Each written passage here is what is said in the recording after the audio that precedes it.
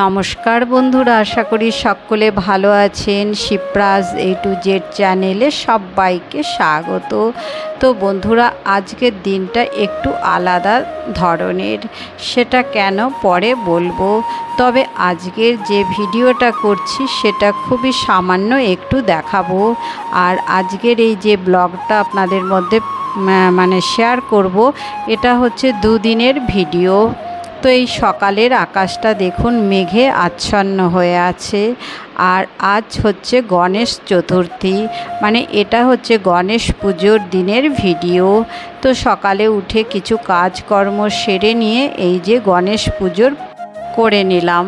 পুজোটা করে তারপর একটু আলু সিদ্ধ ভাত করে নিয়েছি। খেয়ে ওই বললাম আজ একটু অন্য রকমের ভিডিও। তার হচ্ছে আজ হাজব্যান্ড তো হসপিটালে ভর্তি আছে, এর আগের ব্লগে বলেছিলাম। তো আজ হাজব্যান্ডকে ছুটি দেবে।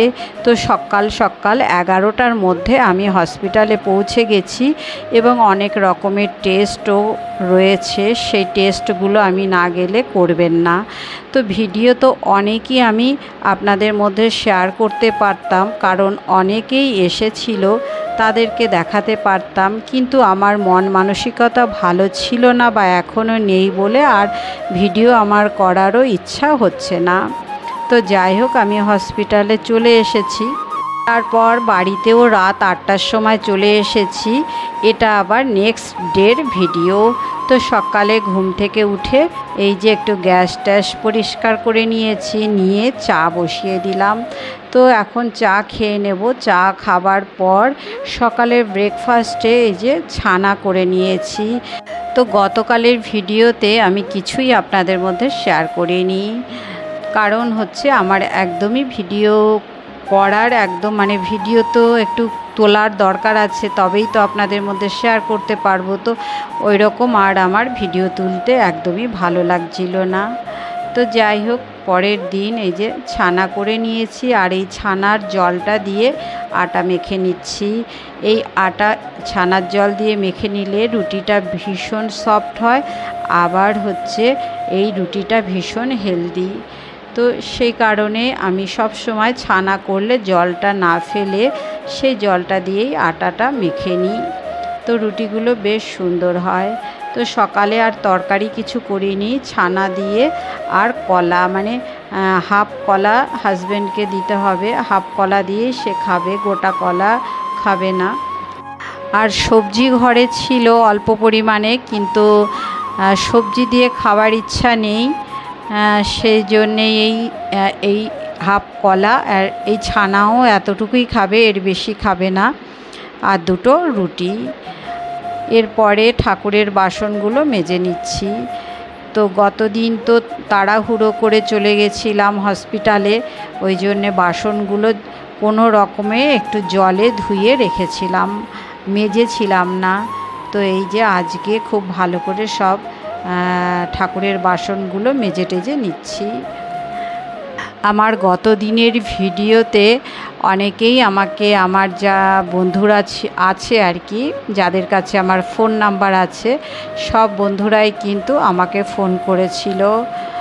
আবার এই ইউটিউবের যা বন্ধুরা আছে তারা অনেকেই আমাকে মেসেজ করেছিল, দাদা ভাইয়ের কী হয়েছে, কেমন আছে।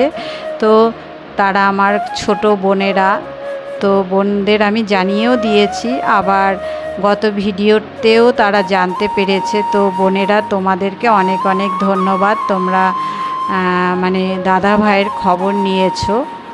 তারপর বন্ধুরা দেখলেন ওয়াশিং মেশিনে কাপড় জামা কেচে মেলে দিয়েছি, দিয়ে এই যে বাজারে চলে গেছিলাম।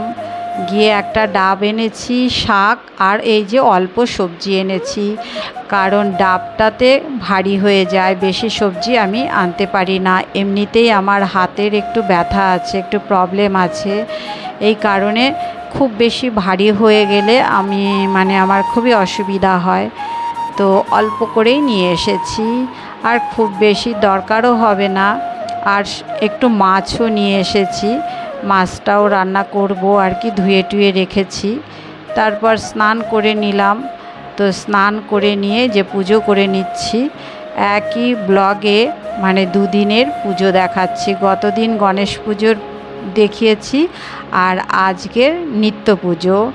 তো যাই হোক বন্ধুরা, পুজোটা আপনাদের মধ্যেও একটু শেয়ার করে দিচ্ছি। দেখুন, গণেশ ঠাকুর এখানে নামিয়েছিলাম গতকাল, তো গণেশ ঠাকুরের পুজো হয়ে গেছে। আবার গণেশ ঠাকুরকে এই যে এখানে তুলে দিয়েছি। তো এই রকমই করি আর কি। তো আমার পুজো হয়ে গেল, এবারে রান্নাঘরে এসেছি। তো রান্নাগুলো আর এমনি দেখাচ্ছি কি রান্না করেছি। খুব কম তেলে রান্না হয়েছে, তেল এবং মশলা। মাছটা কোয়াশ আর বিনস দিয়ে রান্না করেছি। আর কি দেখাবো বন্ধুরা, ভাবছেন কি রান্না বান্না, এমনিতেই আমি কম তেল মশলায় রান্না করি, তার ওপরে আজও আরও কম তেল মশলায় আলু ভেন্ডি ভাজা আর উচ্ছে সিদ্ধ করে নিয়েছি। তো এই ছিল দুপুরের রান্না বান্না। তারপর বাসন টাসনও মেজেছি, রান্নাঘরটা পরিষ্কার করেছি, সেগুলো তো আর আপনাদের মধ্যে শেয়ার করলাম না। আর এইদিকে জামা কাপড়গুলো শুকিয়ে গেছে, সেই জামা কাপড়গুলো তুলে নিয়েছি, নিয়ে এবারে সব জামা কাপড়গুলো সুন্দর করে ভাঁজ টাজ করে নেব।